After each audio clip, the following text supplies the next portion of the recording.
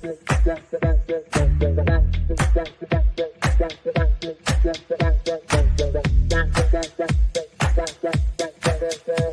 Connections Radio presents. Welcome to Vegas Hockey Hub here on PRConnectionsRadio.com, the voice of new media. I'm your host, Ian Rachiele, and we have a really good show planned for everyone watching all around the world. As we were talking about a week ago, we are doing our 2024 NHL Trade Deadline report cards. So we have done report cards here on this show in the past. We did it for the mid-season report card. We did a report card last season at the end of the year. And what we are doing for this episode of Vegas Hockey Hub is I am going to be doing our report cards, breaking down the entire NHL trade deadline. And I'll just be giving a grade on what I saw from the teams in the NHL. Now, how this is going to go is that we're going to start with the Pacific, then Central, then Metro, then Atlantic. Okay? That's how this is going to go. This is how it's going to start out. And we are not going to do it in any alphabetical order, anything like that. It's just going to be just based on division. So, we're going to start with the Pacific, and I have to start with a team that I know everyone wants to know about. A team that has made blockbuster move after blockbuster move after blockbuster move. And of course, I'm talking about the team right behind me, and that is your Vegas Golden Knights. Because the Vegas Golden Knights has been no doubt the best team at the trade deadline. The Vegas Golden Knights getting an A+ should be a no-brainer. Because when it comes to your Vegas Golden Knights and this being Vegas Hockey Hub, and I do appreciate everyone in the chat, by the way, everyone who's in there commenting, tagging people, I do appreciate everyone who is supporting Vegas Hockey Hub.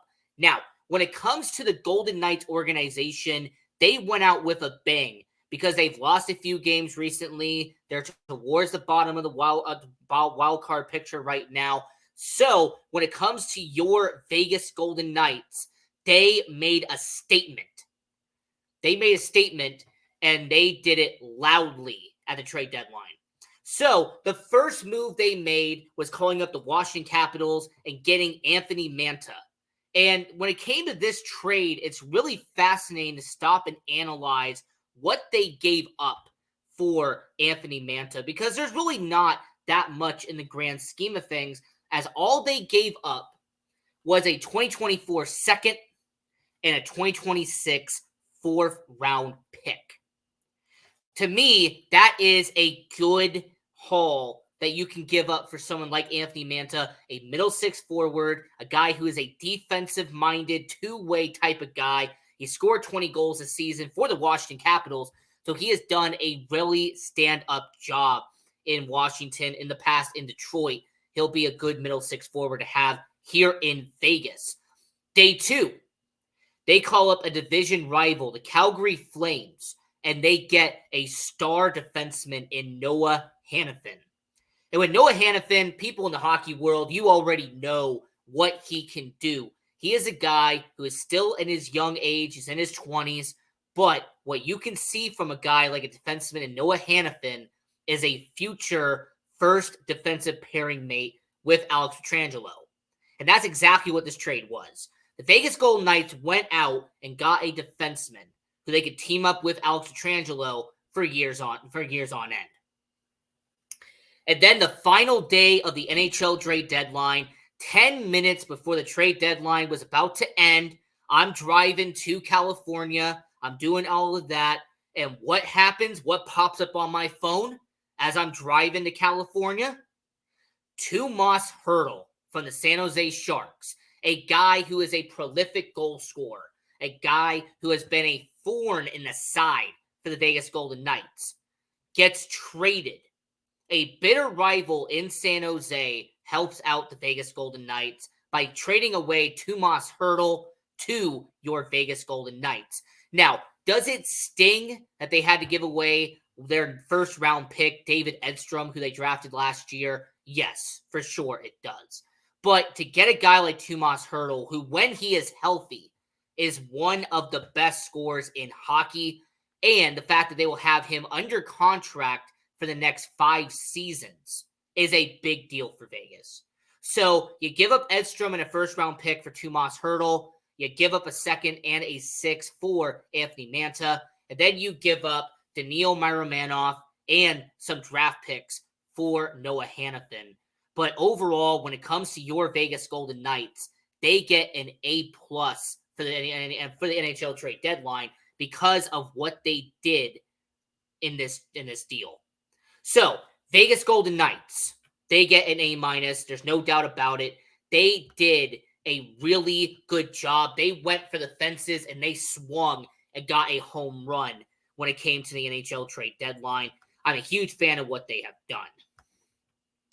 Now, moving over to the next team in the Pacific Division, this is someone who I actually like the moves they've made. I'm in the minority here, and that is the Seattle Kraken. The Seattle Kraken, they knew that they were in kind of towards middle territory. They were kind of just staying around the 500 mark. They're kind of fighting for a 9th seed right now in the Western Conference, might not make the playoffs. So they get a second-round pick and a future 4th-round pick from the New York Rangers. They give up Alexander Wenberg. He's going to try to help the New York Rangers win a Stanley Cup. But what I appreciate about Seattle is that there's a very slim chance they make the playoffs. So they sold off an asset and they get future capital with draft picks in this deal. So Seattle Kraken gets a B. I appreciate what they did during the NHL Trade Deadline. The next team that we do have to talk about is the San Jose Sharks. And you know what? If you're a San Jose Sharks fan, I feel bad for you. I have a really good friend of mine who's a Sharks fan. I had to text him when the Tomas Hertl trade went down. Shout out to him, by the way. He does a show on Tuesday night. Stay tuned live. Go check him out.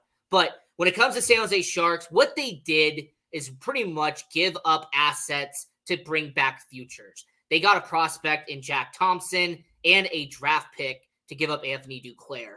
They get Devin Cooley, a goaltender for the future, someone they could maybe have long-term from the Buffalo Sabres. They get Vanacek from the New Jersey Devils in exchange for a future goaltender on the back end. And they did get that first-round pick, and they did get a promising prospect in David Edstrom from our Vegas Golden Knights in exchange for Tomas Hertl.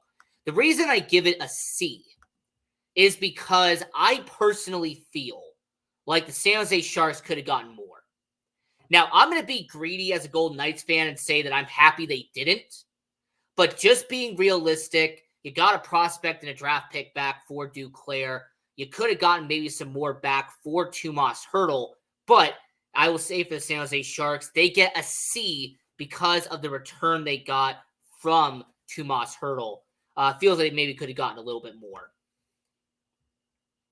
The next team that we are going to be mentioning when it comes to the Pacific Division is going to be very short and very quick, and that's the Los Angeles Kings, because simply put, they made 0 moves during the NHL Trade Deadline.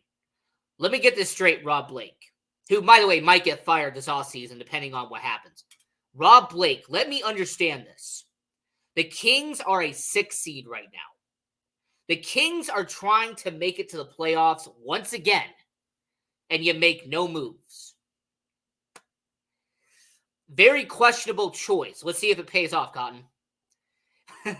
I mean, when it comes to the Los Angeles Kings, it's shocking that they made no moves at the NHL Trade Deadline.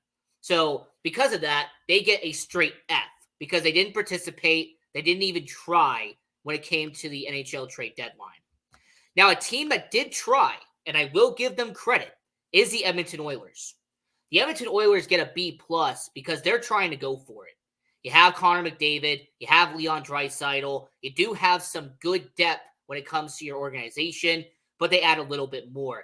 You get Sam Carrick, you get Adam Henrique from the Anaheim Ducks. Yes, you did have to give up a first-round pick in order to get Henrique and Carrick, but the Edmonton Oilers somehow, some way, win a Stanley Cup. That first-round pick would be worth it. They did acquire a defenseman in Troy Stecher from the Arizona Coyotes. Didn't have to give up much in that deal either. So overall, for the Edmonton Oilers, for them buying at the trade deadline, them being a 5 seed right now in the Western Conference, second in the Pacific Division, the Edmonton Oilers get a B+ because they are trying to make an attempt to win a cup with Connor McDavid. And honestly, I respect that. A+, yes. Vegas Golden Knights, absolutely. Vegas Golden Knights get an A+. They were the winner of the trade deadline for sure. And then you said the Golden Knights decided to fold. I think they just realized they're not going to be a playoff caliber team, so they decided to fold and move on. And then the last 2 teams we do have to mention from the Pacific Division is we're going to go over to the Calgary Flames. I wasn't really excited by the Calgary Flames. I'm going to get a C for Calgary on this one, mostly because you do get back Kuzmensko. You do get 2 prospects. You did get a first-round pick in exchange for Elias Lindholm. That is a good move there. They do get 2 defensemen from the Vegas Golden Knights, Braden Bahal via waivers, Daniil Maramanov from the Noah Hanifin trade. But what the Calgary Flames were really trying to do here was stock up on draft picks. They were selling off assets to get draft picks. So you trade away Christopher Tanev, you trade away Elias Lindholm, you trade away Noah Hanifin.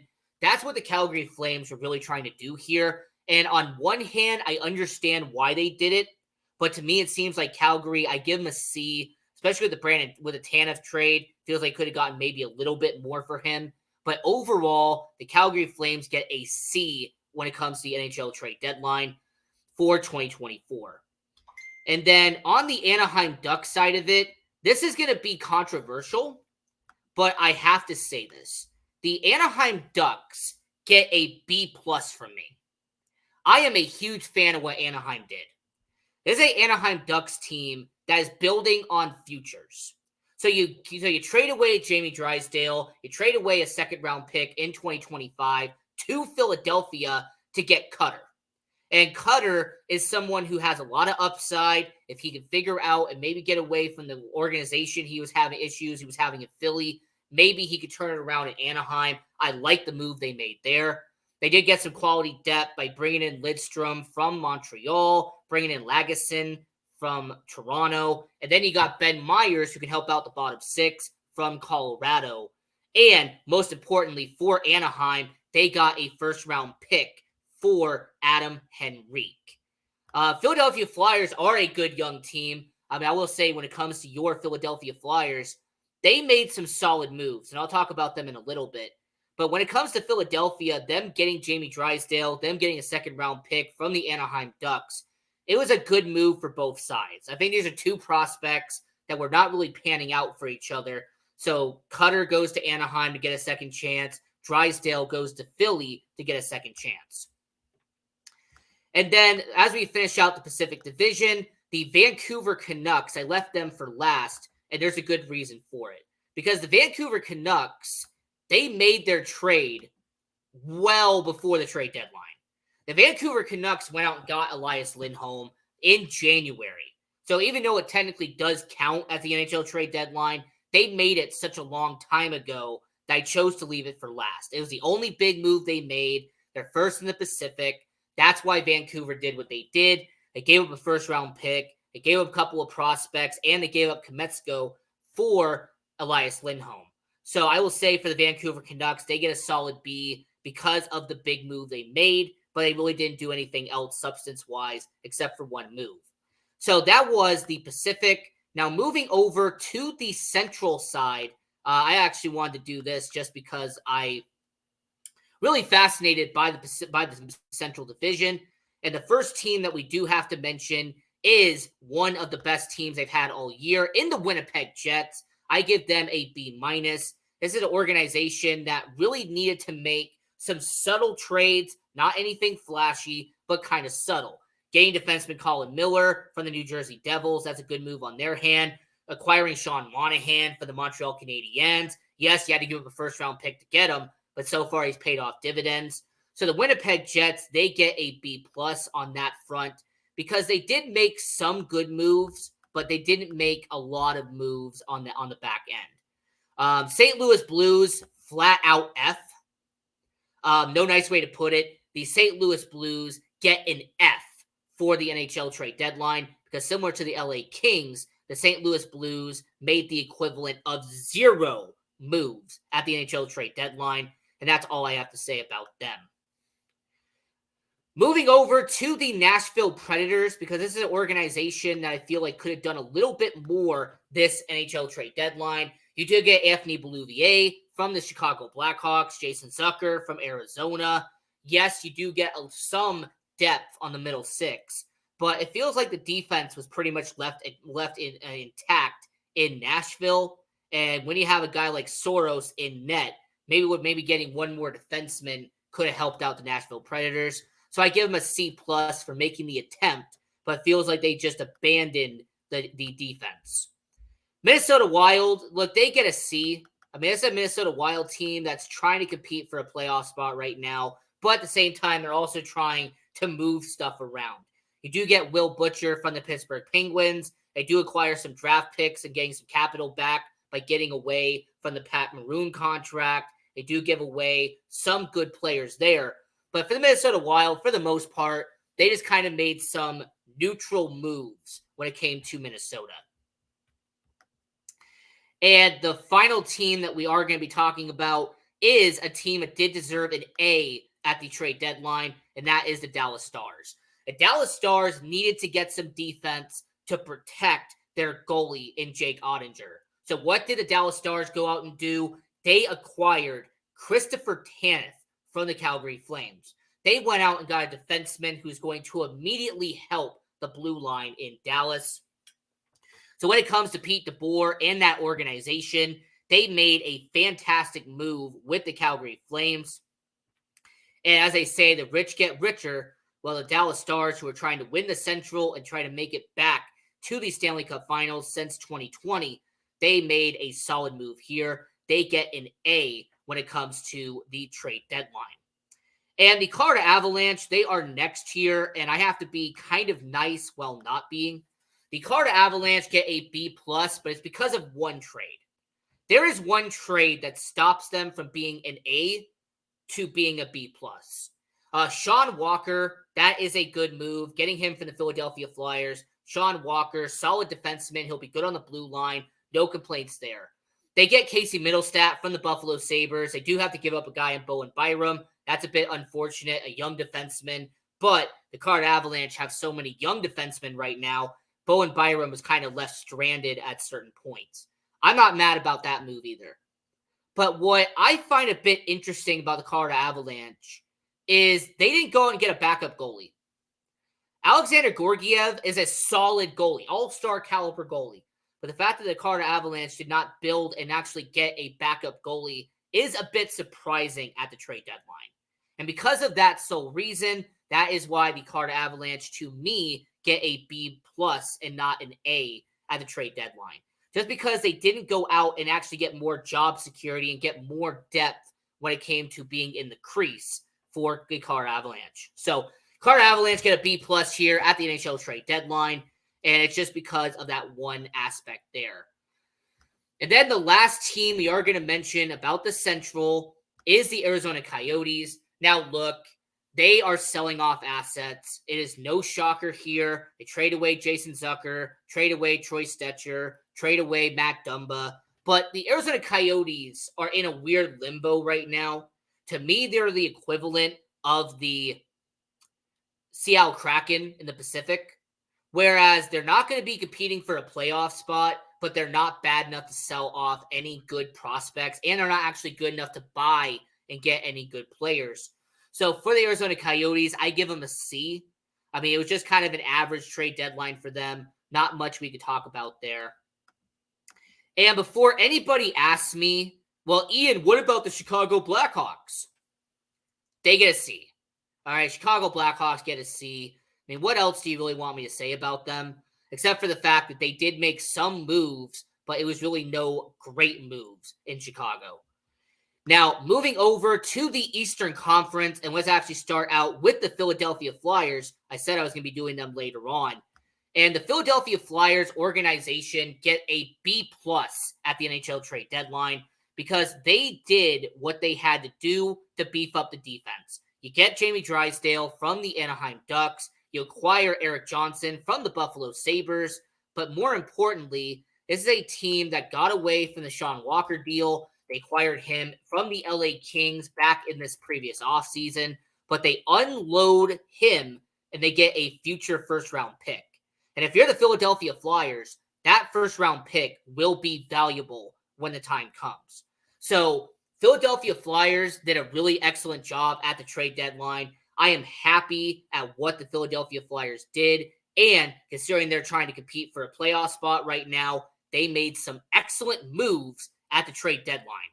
So to your Philadelphia Flyers out there, because I saw Thomas earlier, you get a B+ for the trade deadline. I like what you did. You did make some moves in the right direction, and you got a first-round pick in exchange for Sean Walker. Columbus Blue Jackets, this is going to be probably the easiest one I can do.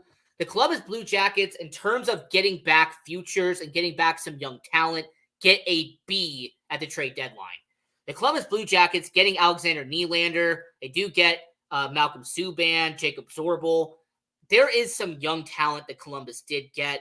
You'd had to give up Andrew Peeke. I understand that.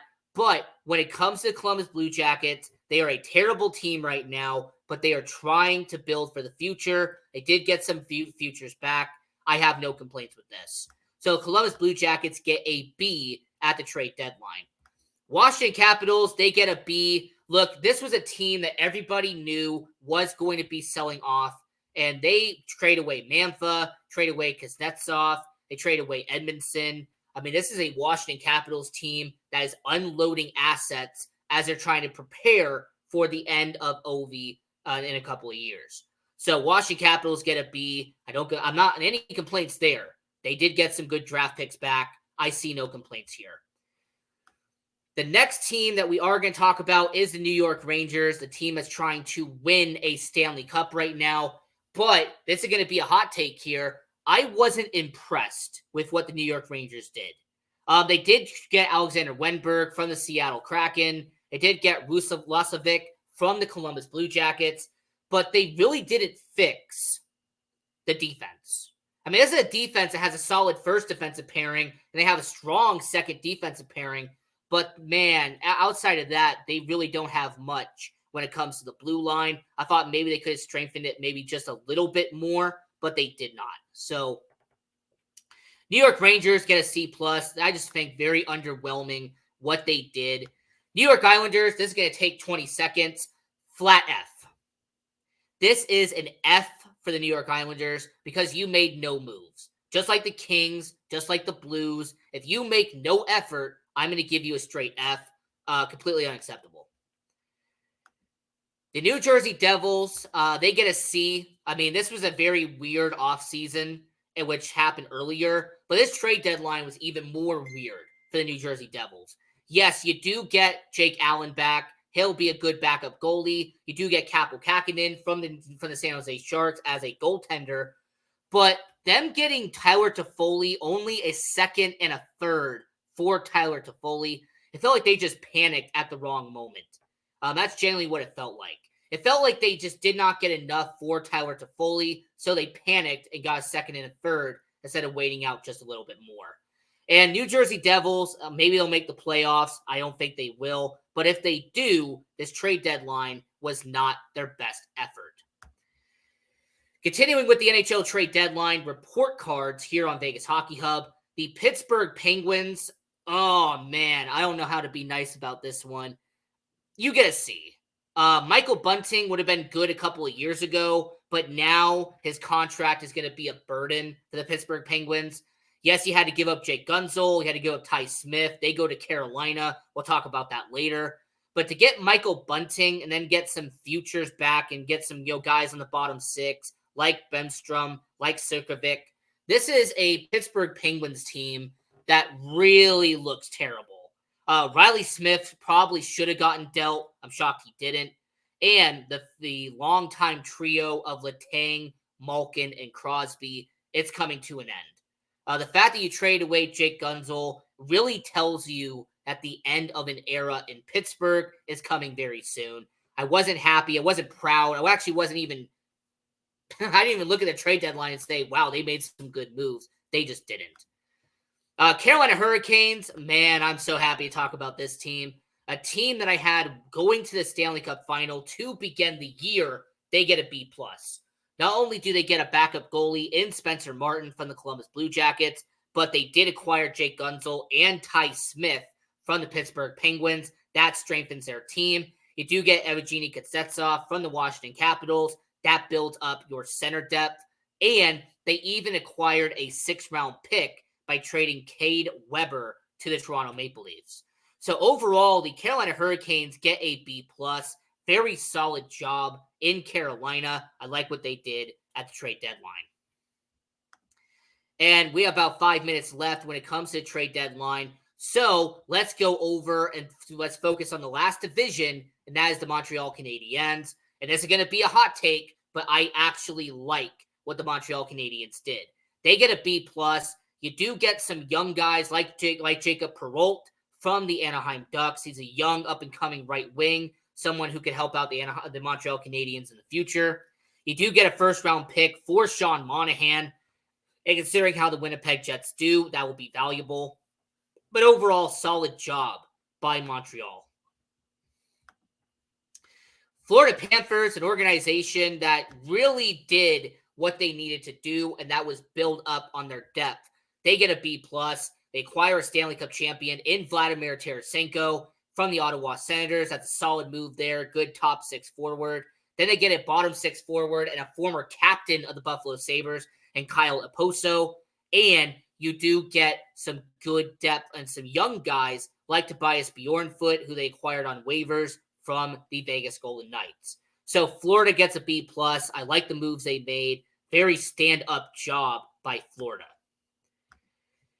The Ottawa Senators, I'm going to be very nice here and say they could have gotten a better haul for Vladimir Tarasenko. But considering he had a no-trade clause and considering he could dictate where he wanted to go, I understand why they got back such a measly return in Ottawa. I mean, this is just an organization who just has not done well the past couple of years. They've kind of been in the hockey purgatory, as I like to call it. I mean, this is just Ottawa. It's an organization that exists. Moving on. So C+ for Ottawa. Wasn't really impressed by them. Detroit, they get a C. And it's mostly because they didn't make really any big moves. You do get Radim Samik and a 7th-round pick from San Jose. It did give up Kostin. He goes over to San Jose.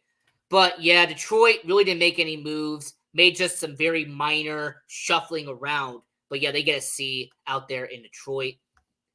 The Buffalo Sabres, anybody out there in Buffalo, you probably aren't going to like my comments here, but that's okay. Buffalo Sabres, they get a B and not an A. And the reason I give Buffalo a B is, look, you did get Bowen Byram. He was a fantastic addition for you guys. You do get some players off your books, like Eric Johnson, like Kyle Okposo.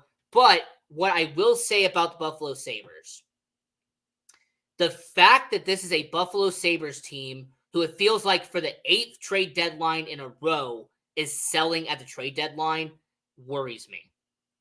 It actually worries me that once again, Don Granato, Kevin Adams, Terry Pegula, the Sabres organization is selling at the trade deadline again and again and again. So yes, you did get a good call. Bowen Byram will be a good defenseman you could have for the future. And those draft picks might turn out to something. We don't know. But when it comes to the Buffalo Sabres, they're just selling off assets once again instead of competing for a playoff spot. The Tampa Bay Lightning, this is an organization that gets a D+. I mean, Anthony Duclair, Matt Dumba, these are guys way past their prime. Tampa Bay is trying to kind of squeeze into the playoffs at this point, and they went out and reached and got some older guys. D+. I was not happy with these moves at all. Boston Bruins, they get a D. This is a Bruins team that, once again, you get Pat Maroon, you get Andrew Peeke, but this is an organization that's trying to win a Stanley Cup, and they made very small moves at the trade deadline. The Boston Bruins get a D at the trade deadline. I was not impressed at all. And then the Toronto Maple Leafs, as we get towards the end of the show, get a D+. Joel Edmondson, really? Your best move was Joel Edmondson. What are you doing, Toronto? But it doesn't matter because the biggest move and the only move that really mattered was this right here. So the Vegas Golden Knights get an A+ at the NHL Trade Deadline here on Vegas Hockey Hub. And until next time, I'm your host, Ian Rachiele. Continue watching hockey, go support junior hockey, and go Knights, go!